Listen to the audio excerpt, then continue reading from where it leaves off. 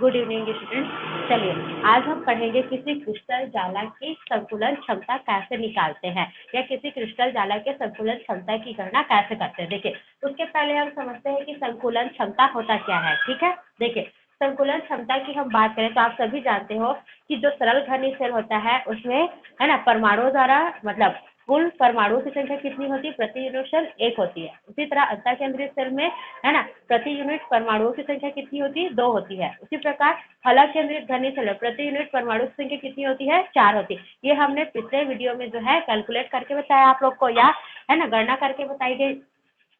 तो यहाँ पे हम ये समझते हैं कि प्रति यूनिट सेल में परमाणु की संख्या 1 है, मतलब उस यूनिट सेल को घेरा गया है ना कुल परमाणु की संख्या कितना, मतलब यूनिट सेल को घेरे गए परमाणुओं की कुल संख्या वहां पे 1 होगी। मतलब एक ही परमाणु क्या कर रहा है, यूनिट सेल के है ना स्थान को क्या कर रहा है, घेरने का कार्य कर रहा है। तो वह एक परमाणु उस यूनिट सेल में कितना स्थान घेर रहा है उसकी प्रतिशत मात्रा ही उसकी क्या कहलाएगी, संकुलन क्षमता। ठीक है, तो संकुलन क्षमता को यदि परिभाषित करना चाहे तो कैसे लिखेंगे, किसी क्रिस्टल जालक में, ठीक है, किसी क्रिस्टल जालक में अवयवी कणों द्वारा, ठीक है, या किसी यूनिट सेल में अवयवी कणों द्वारा है ना कुल उपलब्ध स्थान की प्रतिशत मात्रा, ठीक है, जो अवयवी कणों द्वारा घिरी हुई होती है या घेरा जाता है, ठीक है, उसे हम उस क्रिस्टल जालक की संकुलन क्षमता कहते हैं। ठीक है, एक बार और देखेंगे, किसी क्रिस्टल जालक में उपलब्ध कुल स्थान का वह प्रतिशत मात्रा जो अवयवी कणों द्वारा घेरा जाता है उसे उस क्रिस्टल जालक की संकुलन क्षमता कहते हैं। ठीक है, तो देखिए हम यहाँ पे 3 प्रकार के क्रिस्टल जालक पढ़ेंगे, सरल घनी सेल है ना, अंतः केंद्रित घनी सेल और फलक केंद्रित घनी सेल। तो तीनों ही क्रिस्टल जालक के संकुलन क्षमता को यहाँ कैसे निकालते हैं उसके बारे में देखेंगे। तो चलिए सबसे पहले हम सरल घनी सेल की संकुलन क्षमता निकालते हैं।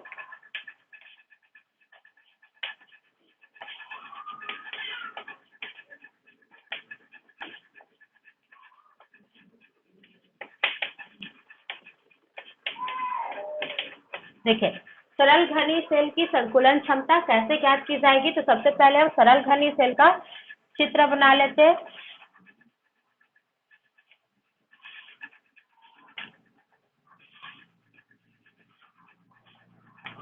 देखिए सरल घनी सेल का चित्र कैसे बनाते हैं, इस प्रकार से घन बनाते हैं और घन के केवल कोनों पर परमाणु या अवयवी कणों को रखते हैं।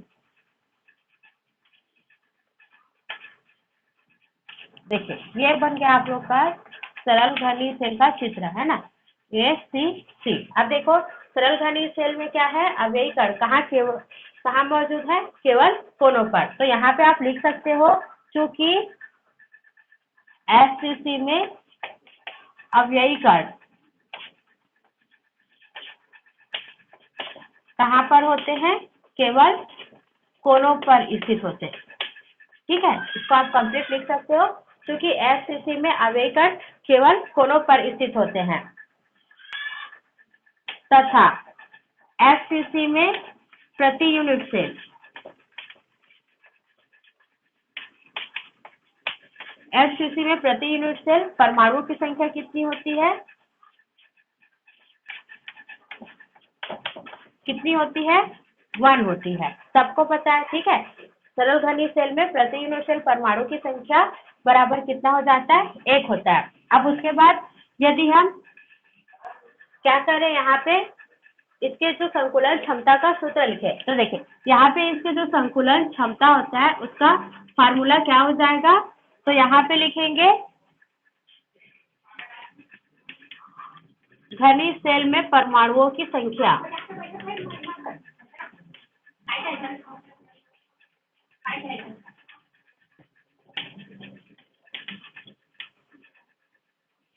देखिए यहाँ पे हम इस है ना संकुलन क्षमता का सूत्र क्या लिखेंगे, तो आपको पहले ही बताया गया था कि किसी क्रिस्टल जालक में है ना उपलब्ध हुआ स्थान का प्रतिशत मात्रा जो क्या होता है, अवयवी कणों द्वारा घेरा जाता है। तो यहाँ पे हम उसका सूत्र कैसे निकालेंगे, तो घनी सेल में परमाणुओं की कुल संख्या है ना, क्योंकि जितनी संख्या उसको घेरे रहेगी वही उसी से हम उसका प्रतिशत निकालेंगे।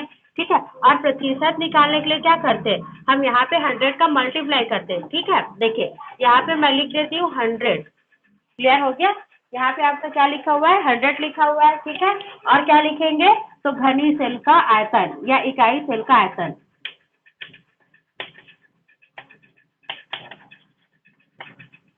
देखिए तो फार्मूला क्या बन गया संकुलन क्षमता का कि किसी घनी सेल में उपस्थित है ना या किसी घनी सेल में परमाणुओं की संख्या अपान घनी सेल का आयतन इंटू 100। ठीक है, क्लियर हो गया। चलिए तो आप जानते हो कि घनी सेल का आयतन कैसे निकालते हैं, है ना। तो हमको पता है कि घन के कोर की लंबाई, देखिए घन के कोर की लंबाई किसको बोलते हैं, तो ये देखो ये घन का कोर है या ये घन का कोर है ना। और घन के कोर की लंबाई क्या होती है, स्मॉल a सेंटीमीटर। क्लियर हो गया। तो घन के कोर की लंबाई स्मॉल a सेंटीमीटर हो जाता है तथा घन का आयतन क्या हो जाएगा, तो घन का आयतन क्या हो जाएगा, अभी आप लोग को बताया गया है ना, ए का क्यूब, क्योंकि लंबाई गुणित चौड़ाई गुणित ऊंचाई, तो ए का क्यूब हो जाएगा घन का आयतन। ठीक है, क्लियर हो गया, यहाँ तक समझ में आया। अब देखिए अभी हमको पता चल गया है कि एसटीसी में प्रति यूनिट सेल परमाणु की संख्या कितनी होती है, 1 होती है। और परमाणु मतलब हम यहाँ पे गोला समझ लें, है ना। तो इसलिए हम क्या लिखेंगे, गोले का आयतन। गोले का आयतन क्या हो जाएगा, परमाणु का आयतन हो जाएगा। ठीक है, क्लियर हो गया। गोले का आयतन ही परमाणु का आयतन होता है। और परमाणु का गोले का आयतन मतलब 4/3 है ना, पाई आर का क्यूब, है ना। 4/3 क्या है, और पाई आर का क्यूब। और यहाँ पे आर क्या है, जहां आर बराबर, यहाँ पे लिखेंगे हम परमाणु की त्रिज्या।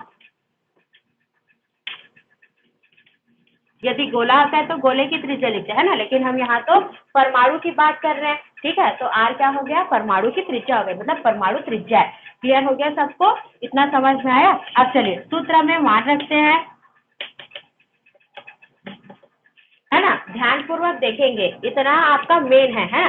सबसे पहले आप कोई भी जो घनी सेल होता है उसमें क्या बताओगे कि अमेरिकन कहाँ कहाँ पर उपस्थित होते हैं उसको बताओगे। उसके बाद उस घनी सेल, चाहे आप सरल हो, बॉडी सेंटर्ड हो या फेस सेंटर्ड हो, कोई सा भी हो, सबसे पहले आप उसमें ये दोनों चीजें बताओगे, है ना। तो यहाँ पे आप उसकी संख्या बता देंगे, है ना। संख्या बताने के बाद आप क्या करोगे, घन, है ना, कोर की लंबाई बताओगे, फिर घन का आयतन बताना, है ना। घन का आयतन बताने के बाद आप बताना कि ये जो परमाणु की संख्या है ना, उसका आयतन कितना है, मतलब वो कितना भाग को घेरेगा। ठीक है, यही से हमको पता चल जाएगा। ठीक है, तो उसके बाद आप परमाणु का आयतन लिखोगे, लिख लिए। ठीक है, अब परमाणु का आयतन लिखने के बाद आप देखोगे तो यहाँ पे संतुलन क्षमता का फार्मूला क्या है ना। तो संतुलन क्षमता का फार्मूला क्या है, तो घनी सेल में परमाणुओं की संख्या, ठीक है, या परमाणुओं की संख्या, उसके बाद आप लिखोगे वहाँ घनी सेल द्वारा घेरा गया कुल स्थान। ठीक है, या परमाणु का आयतन भी लिख सकते हैं यहाँ पर। ठीक है, समझ में आया, परमाणु की संख्या गुणित परमाणु का आयतन, ठीक है, अपान घनी सेल का आयतन, और फिर लास्ट में लिखोगे इंटू 100। ठीक है, तो चलिए सूत्र में मान रखते हैं। तो सूत्र में मान रखेंगे तो ये हो जाएगा संकुलन क्षमता बराबर, देखिए क्या लिखा है, घनी सेल में परमाणुओं की संख्या, परमाणु की संख्या 1 होती है। ठीक है, और उस परमाणु का आयतन, वही पे गुणित आयतन भी लिख लेना। ठीक है, यहाँ पर समझ में आया सबको, ये गुणित आयतन।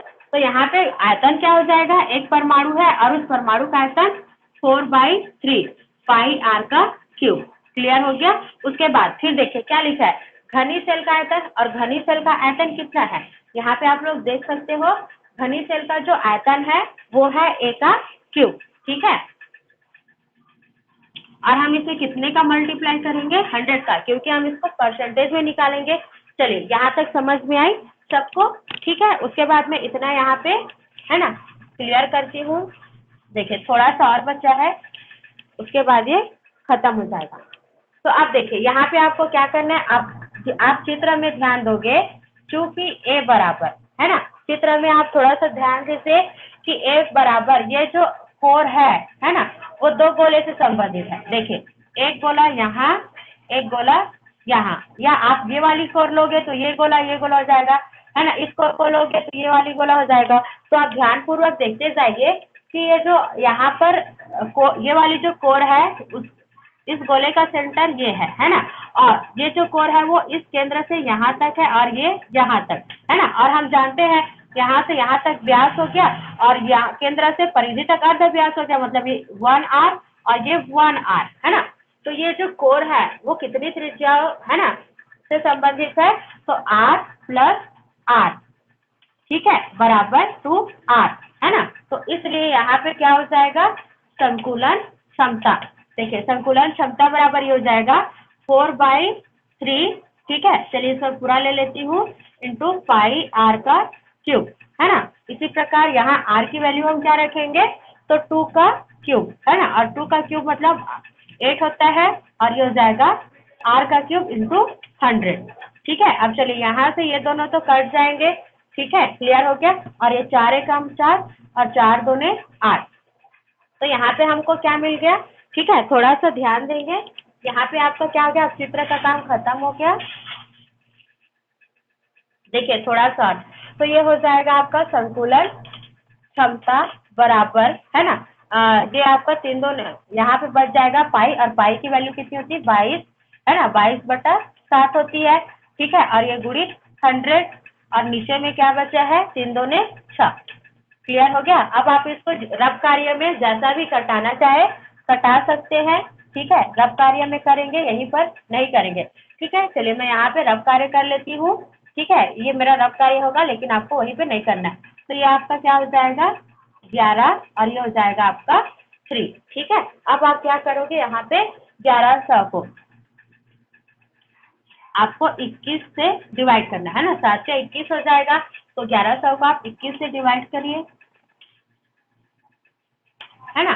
तो यहाँ पे आप 21 का पहाड़ा जानते हैं, तो चलिए देखिए यहाँ पे 20 पंचे 100 होता है ना, तो हम 5 तक का पहाड़ा तो आसानी से पढ़ सकते हैं। तो ये हो जाएगा 5 एकम 5 और 5 दूने 10, ठीक है। ये हो जाएगा 105, ठीक है। 10 में 5 निकाल दीजिए, कितना हो गया 5 बचेगा, और ये आपका 0 हो गया, तो ये कट जाएंगे और ये भी कट जाएंगे, क्लियर हो गया।